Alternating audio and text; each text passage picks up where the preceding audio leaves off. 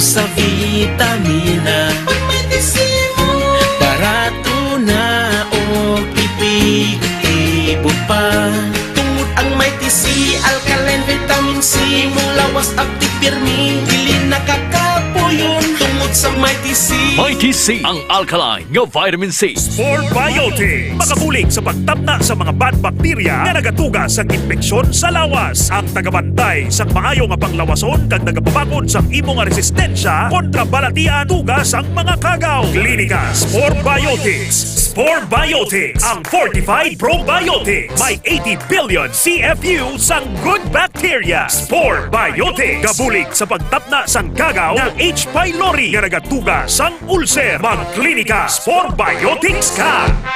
Ginapakilala ang bago nga produkto sa merkado para sa aton kabataan. Memory Advanced Syrup.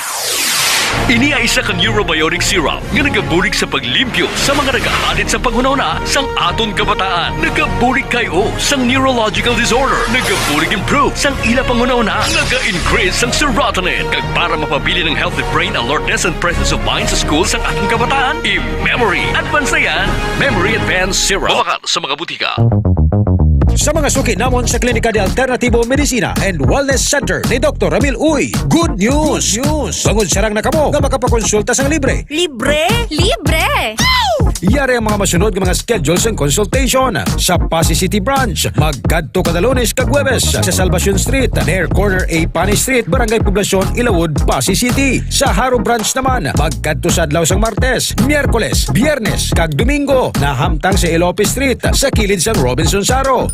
Ikayong lawas sarungan, halin sa Klinika de Alternativo Medicina and Wellness Center ni Dr. Ramil Uy.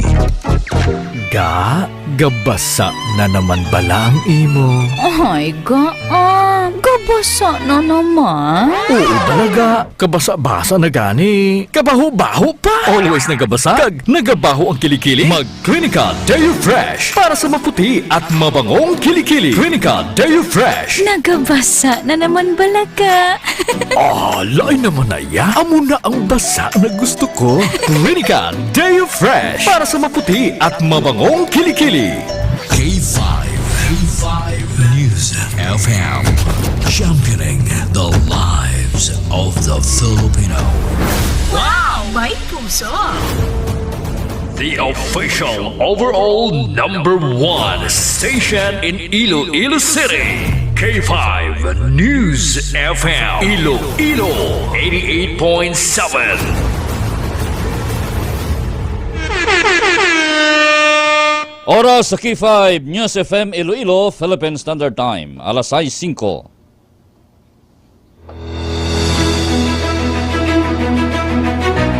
Mga ka-K5, taus-puso po kaming nagpapasalamat sa inyong walang sawang suporta at patuloy na pagtangkilik sa aming mga programa sa 88.7 K5 News FM Iloilo. Kayo ang aming lakas at inspirasyon sa bawat balita at impormasyon na aming inihahatid. Kailanman ay hindi kami magsasawa at mapapagod dahil nakakataba ng puso na kayo ay aming mapagsilbihan. Ito ang nag-iisang kampiyon sa balita, kampiyon sa drama, kampiyon sa musika, kampiyon sa komentaryo, at kampiyon sa serbisyo publiko. K5 News FM, championing the lives of the Filipino.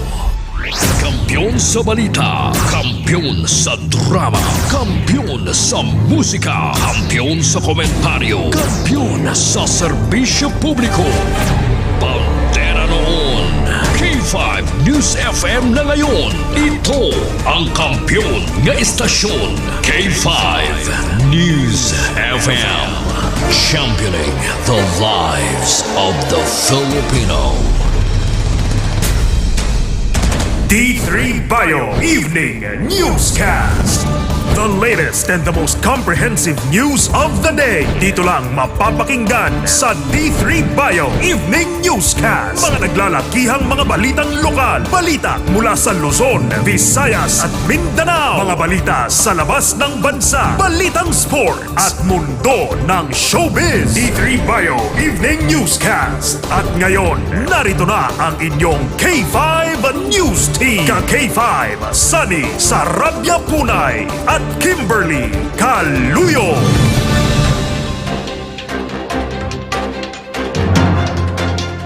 Maayong gabi Iloilo, magandang gabi Pilipinas, good evening world.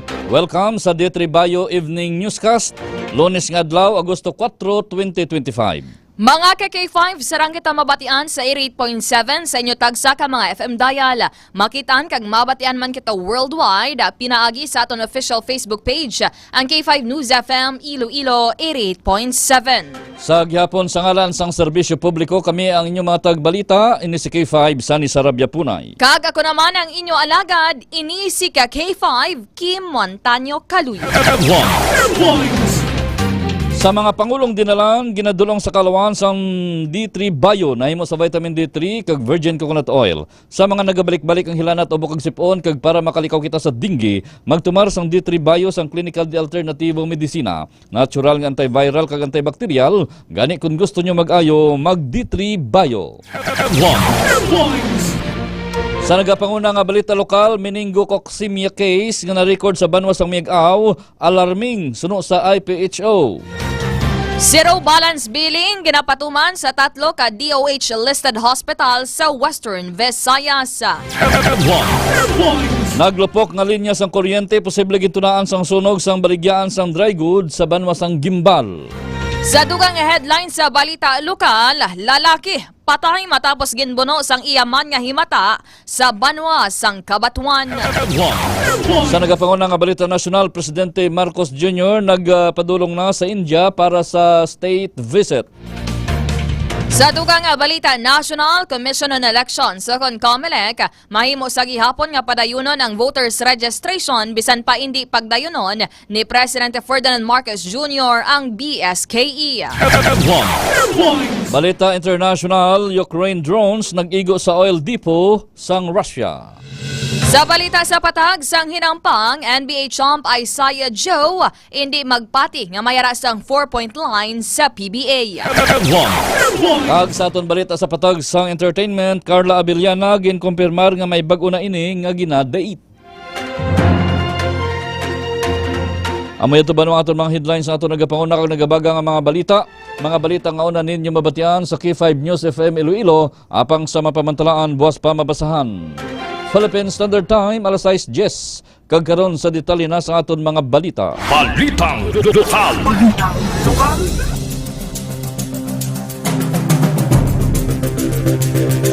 Ang masunod nga mga balita lokal nga inyong mabatian, igadulong sa kalwan sang klinika DTX Coffee Mix with ampalaya, chia seeds, and sugarcane extract powder. Para sa may mga diabetes o kunyara na sa baby isang pagka-diabetiko, nga bawal na ang mag-inom sa kape nga puro lang kalamay. Hindi magkabalaka pwede gihapon makapangapi, klinika DTX Coffee Mix, ang pinaka-healthy nga kape. Nakapangapi ka na, naka-detox ka pa. Makaalarma ang kaso sang meningococcemia sa banwa sang Miag-aw, Iloilo. Suno kay Dr. Rodney Labis sang Iloilo Provincial Health Office o kun IPHO, makabig nga alarming sa lokalidad sang nasabit ka banwa ang na-record nga suspected case. Bagod nga ini ang isa ka delikado nga balatian. Dugang pa ni Labis kung may ma-record ang isa ka lugar sang nasabit nga balatian, nagakadapat nga magluwas sa pag-manage sang pasyente, dapat man nga ipasiguro nga matumod ang tanan nga naka-close contact sini agod nga mahatagan sang nagakaig nga pagbulong agud matap na ang pagdevelop sang bacterial infection. Tion nga malatnan asang meningococcemia, makabig ini nga highly fetal kag mahimo mga tunaan sang kamatayon bagod nga ginaigo sini ang dugo kag ang utok sang tawo. Angot diri Bangod sa delikado, makalalaton kag makamamatay sunod sa doktor kay ini ang sulod bilang sa category 1 o dangerous communicable disease ginmando sa Department of Health Region 6 base sa Presidential Decree number 856 Sanitation Code of the Philippines. Ang gilayon nga pagpalubong o confirmation sa bangkay sa mga confirmed o suspected nga meningococcemia case. Ginabisuhan naman ang mga pumuluyo nga hindi magpanik sa baylo nga magpamati kag magsunod sa mga panugyan sang lokal nga panguluhan sang Miag-aw. Sa dugang balita, nagsaka na sa 13 ang mga napatay bangod sa dengue sa probinsya sang Iloilo base sa ulihing datos nga ginpagwa sang Iloilo Provincial Health Office sa IPHO. Ang kabugusan nga kaso sa among balatian ang naglabot na sa 3,462 sa 3,462 sa rin nagapanguna ang banwa sang Oton sa may pinakamadamo nga kaso nga yara sa 252. Samtang ang mga banwa nga may napatay bangod sa dengue among banwa sang Putotan, Carles, Balasan nga may 2 kag tag-isa naman sa banwa sang Oton, Lambunaw, Tigbawan, Sara, Concepcion, San Rafael kag banwa sang Duanyas. Sa iban pa nato nga balita lokal, ginapatuman sa 3 ka Department of Health o DOH hospital sa Western Visayas ang zero balance billing policy kung sa diin ang mga pasyente nga na-admit sa basic o ward accommodation ang mahimo nga makagwa sa ospital nga wala sang balayran o out of pocket nga gasto. Ang mga nasambit nga ospital amo ang Don Jose Monfort Medical Center sa Barutak, Nuevo Iloilo, Western Visayas Medical Center sa siyudad sang Iloilo kag Western Visayas Sanitarium and General Hospital sa banwa sang Santa Barbara nga napahamtang diri sa Iloilo. Sunod sa DOH official, tanan nga mahimo maka-avail sang zero balance billing bisan anuman ang socio-economic status, edad o employment. Ang pagpatuman sang pulisa ang kasunod sa anunsyo ni Presidente Ferdinand Marcos Jr. sa iyang ikapat nga State of the Nation address. Sa piyak nga bahin ginpatawag ni Iloilo City Mayor Raisa Treñas ang mga Chief of Police, City Social Welfare and Development Office ug CSWDO, POSMO, amo man ang Department of Education ug SDO Iloilo City, ini matapos sang nagluntad nga rambol sa ICC Gaisano Grounds kahapon Agosto 3. Nahibalaan nga mga estudyante nga nalakip sa nasambitan nga kinagamo ang gikan sa nagkalain-lain nga mga eskwelahan sa city proper, distrito sang Molo kag distrito sang Arevalo. Suno pa sa alkalde nga luyag na niya matap na ang amo nga mga hitabo, pinaagi sa maatag nga koordinasyon sa mga natungdan, amo man sa bulig sa mga ginikanan kag mga concerned citizens.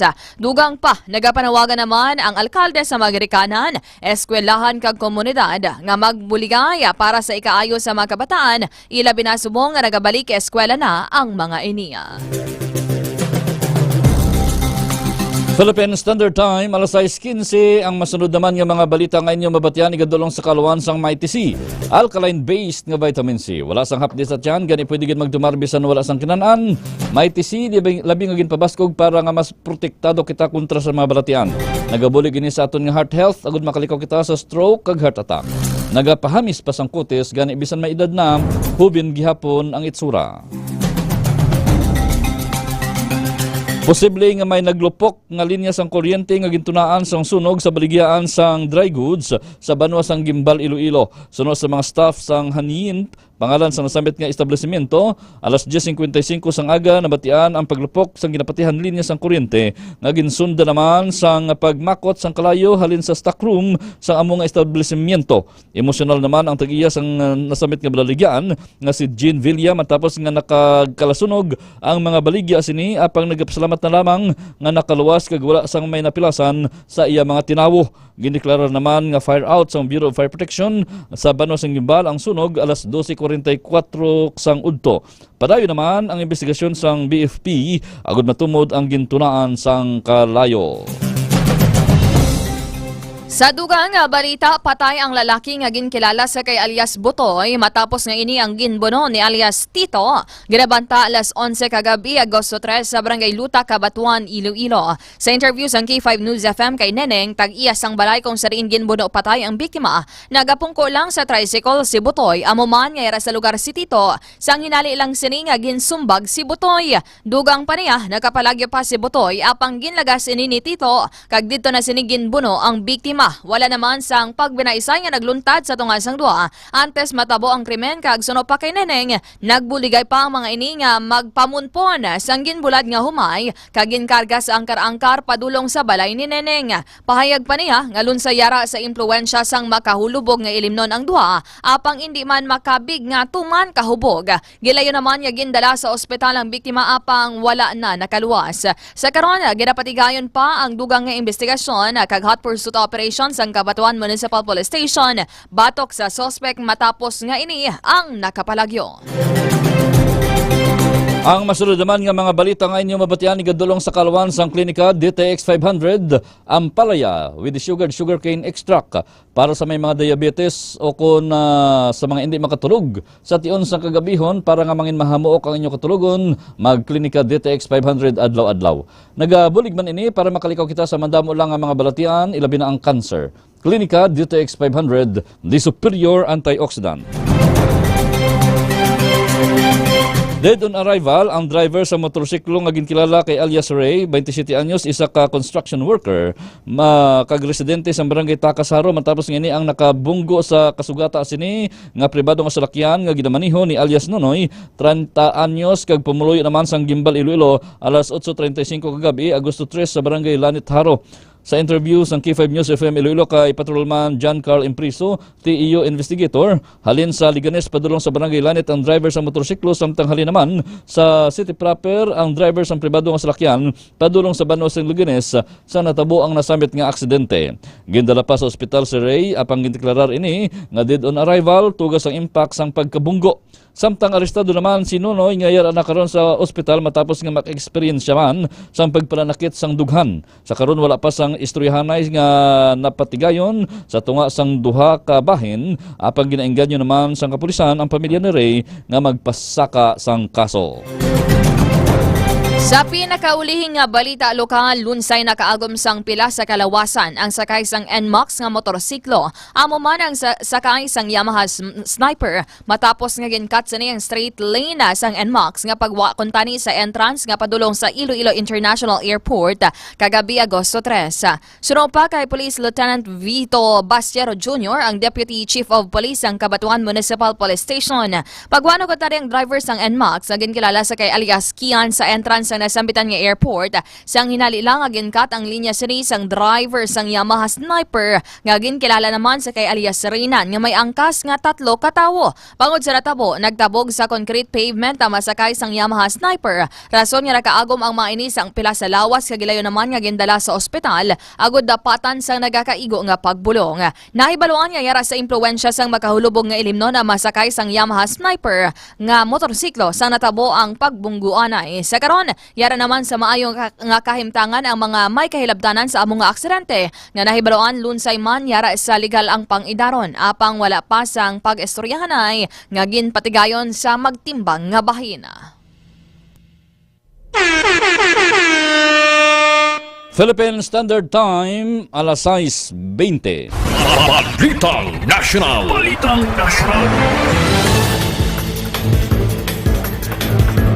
Sa ilo kita banwa sa detalye naman sa ato nagapangunang nga balita nasyonal, ginadulong sa Kalawan sang klinika DTX Beauty Soap. Para sa mga luyag magputi ka maghamis ang kutis, magklinika DTX Beauty Soap, adlaw-adlaw kada magpaligo. Nagabulig man ini para makalikaw kita sa mga balatian sa panit, kasubong sambuni, kati-kati, punggod kagiban pa. Klinika DTX Beauty Soap na antimicrobial soap pa. Nagabiya na si Presidente Ferdinand Marcos Jr. sa Manila padulong sa New Delhi, India. Siningalunis ang aga Agosto 4 ang state visit ni Marcos sa India ang kasunod sa imbitasyon ni Prime Minister Narendra Modi. Lulan sa presidential plane si Marcos kag ang kabugusan nga delegasyon nga nagabiya sa airport alas 10:45 or 44 kay na sa aga. Sa iyang departure speech, ginpahig ni Marcos nga ang India ang ginakabig nga valued friend sa Pilipinas bangod sang duha ka pungsod ang kaparehong beneficial humalin sa tion sang pre-colonial era. Dugang pa sang presidente, loyag sini nga mangin resulta sang state visit amo ang mas barato nga presyo sang bulong para sa mga Pinoy.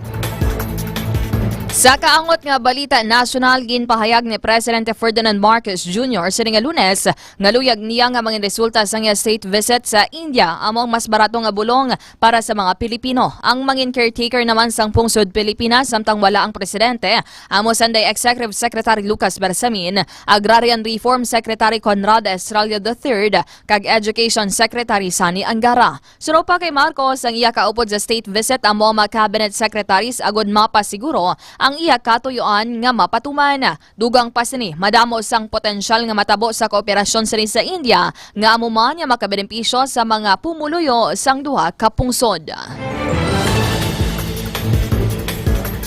Sa pihak kabahin, ang masunod naman nga mga balita nga inyong mabatian, igadulong naman sa kaluan sang Klinika Dio Flores Dio Rolon. Pagkatapos paligo, hindi gid magkalipat magamit sang Klinika Dio Fresh Dio Roll-On para priskang pamatyagan sa bilog nga adlaw.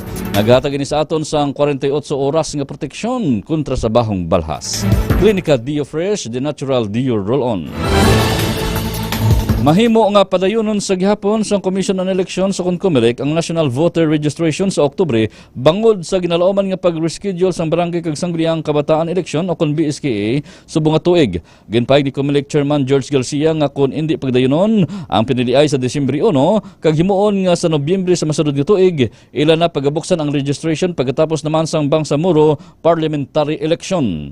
Ginakabig nga pinakamalawig ini nga voter registration humalin sa Oktubre 2025 tubtob Hulyo 2026. Madumduman nga ginabisuhan na sang Malacañang ang COMELEC nga natala na nga pagpirmahan ni Presidente Ferdinand Marcos Jr. sa Agosto 12 ang mando nga hindi na pagdayunon ang BSKA subong nga tuig.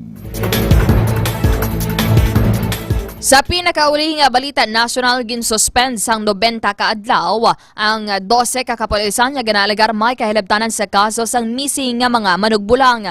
Ini ang ginkumpirmar ni National Police Commissioner kon Napolcom Vice Chairperson and Executive Officer Rafael Carinisan. Sa riin, iya ginpayag nga ang nasambit yatikang ang agod mapasiguro ang kaluwasan o kon safety sa mga witness kag mapreserba ang integridad sang investigasyon. Kung madumduman sang talakdan nga bulan, ginpahayag sang whistleblower nga si Julie Dondon Patidongan nga ginatawag man sa kay alias Totoy nga gintapok sa Taalik ang 34 ka mga nagkaladula nga mga individual sa riin ginaligar ginbayaran ang mga kapulisan agod ikidnap kag pamatyon ang mga manugbulang. Balita International.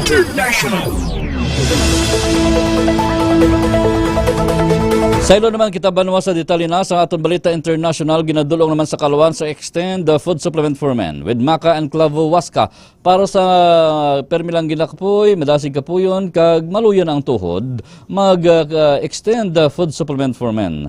Nagapaayo man inis ang sirkulasyon sa aton dugo, nagapataas ang libido para sa mas maayo nga performance. Extend the food supplement for men.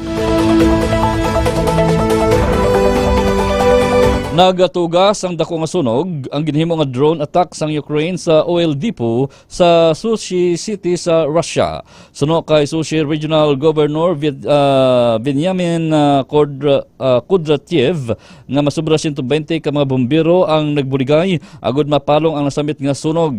Naibaluan nga naglupok ang isa ka fuel tank nga may unod nga yara sa 2,000 ka cubic meters sang gasolina. Sa dugang balita international, liwat nga ginpahanumdom ni Pope Leo XIV nga dapat nga maguntat na ang gyera sa Israel kag Hamas amuman ang kinagamos sa Russia kag Ukraine. Sa iya mensahe sa pagtakop sang Mass for the Jubilee of Youth sa Vatican, gindumdom niya ang mga kabataan nga nagaeksperyensya sang kabudlay bangod sa kinagamos sa nasambitan nga mga pungsod.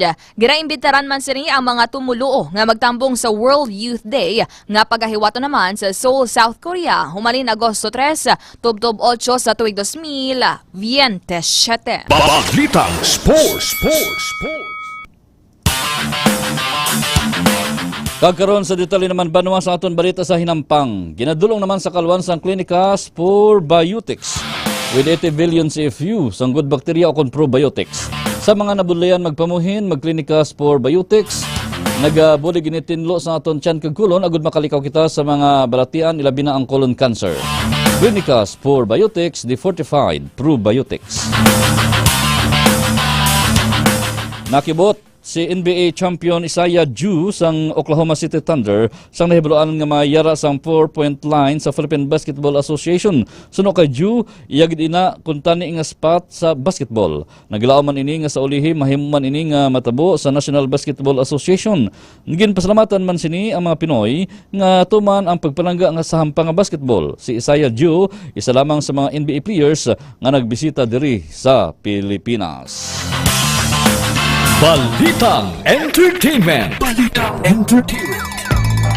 Kag sa aton balita sa patag sang showbiz, ginkumpirmar sang aktres nga si Carla Abellana nga may bago na ini nga gina-date matapos ang iya pag-post ang litrato sang isa ka mystery man sa Instagram. Ginbuyagyag sang aktres sa isa ka interview nga nag-date ini sa iya mystery man kag plano pa sa mga ini nga liwat ka mag-date. Wala naman ginhingadlan ni Carla kung sino ang bago nga nagapalipay sang iya tagipusoon apang ginpahayag sa ni nga tion o kontion na agod nga magpalangga siya liwat. Kung madumduman niya sang tuig 2021, ginpakastan sa aktres ang aktor nga si Tom Rodriguez nga sa karon mayara naman sang kaugalingon nga anak sa iyang non-showbiz partner.